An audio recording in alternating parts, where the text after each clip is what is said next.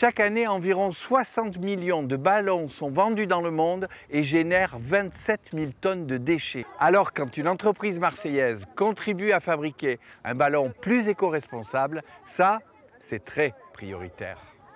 Pour moi, ce ballon est bien léger et on peut bien tirer dedans. Je trouve que ce ballon est bien pour faire des bonnes passes, tirer. Il ne change pas trop des habits de ce qu'on a.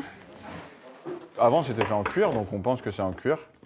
Mais depuis 30 ans, un ballon de foot, c'est 100% plastique, constitué de 5 à 8 plastiques différents.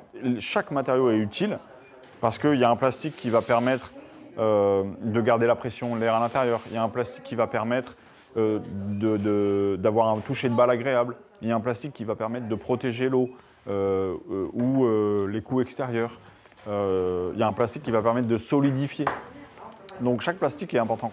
À l'échelle mondiale, il y a 60 millions de ballons de foot qui sont fabriqués tous les ans. Ça représente 27 000 tonnes de plastique. La durée de vie d'un ballon, c'est en moyenne 1 an. Un ballon, c'est non réparable, non recyclable, non revalorisable. Et donc au bout d'1 an, les 27 000 tonnes de plastique se transforment en 27 000 tonnes de déchets pour lesquels on ne fait rien, quoi. Maintenant, c'est pas normal que ce ballon, par exemple, il a eu une durée de vie de moins de 10 jours. Moins de 10 jours. Au bout de 10 jours, il est mis à la poubelle. Bah, franchement, ça, c'est pas possible, quoi. C'est parce que sa femme n'arrivait pas à trouver un ballon éco-responsable que Jean-Baptiste s'est passionné pour cette cause et a écumé l'Internet pour trouver une solution. Et je suis tombé sur une vidéo au Kenya d'une ONG qui fabrique des ballons à partir d'économie circulaire. Ils sont partis du principe, dans les années 2000, au début des années 2000, que les ballons achetés en Afrique étaient de mauvaise qualité, en tout cas duraient pas longtemps sur les terrains qu'ils avaient eux, et donc terminaient tous dans des décharges.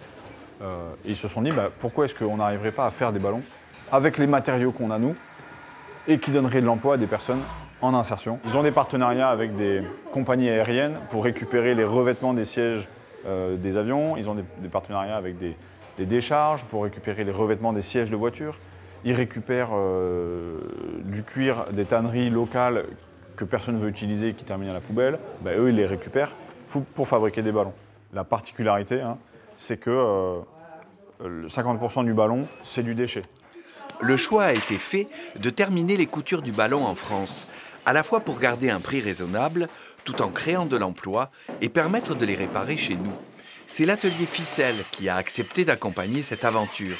Ourik Mouhamad, réfugié kurde syrien et cordonnier de métier, s'est approprié la technique transmise par les Kenyans. C'est le même cordonnier de chaussures, le ballon. Je travaille le ballon, un ballon le fini le 12 heures. Maintenant, j'ai fini un ballon 30 minutes. C'est à Château-Gombert, avec le club local, que l'équipe teste le ballon ce jour-là.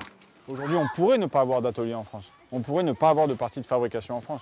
Et donc, on pourrait baisser nos prix et proposer un produit peut-être plus accessible. Mais l'ADN du projet, c'est vraiment d'avoir un impact social et d'avoir un impact environnemental. Et on assume de proposer un ballon avec des prix plus élevés que la moyenne, même si on n'est pas les ballons les plus chers. Le Kenya a inventé un moyen de faire des ballons qu'on a testé, que vous avez vu, qui sont testés, validés par Decathlon. Et c'est eux qui nous apprennent à faire ça, quoi. Et je pense que nous, jamais on aurait eu l'idée d'aller dans une décharge de voiture et de récupérer des matériaux pour essayer d'en faire un ballon. Et eux, ils ont réussi. Non seulement ils ont réussi, mais en plus, ils sont ouverts, ils partagent et ils nous apprennent à faire ça.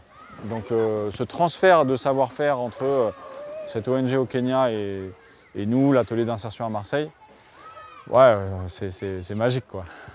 Après la phase d'investissement, c'est l'engagement des acheteurs qui dira si Vista Ballon deviendra une entreprise durable.